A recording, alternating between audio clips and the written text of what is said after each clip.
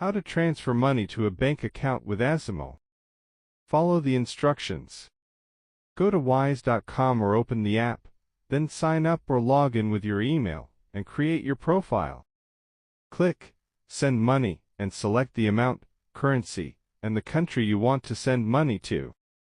Choose Bank Transfer as the delivery method and continue to enter the recipient's bank details. Enter the recipient's full name, bank name, account number, and other required banking info. Review the exchange rate, transfer fee, and estimated delivery time shown before proceeding. Choose a payment method, debit card, credit card, bank transfer, or others depending on region. Confirm all details, double-check the recipient's info, then click Send to initiate the transfer. Track the transfer status in the Wise app or website.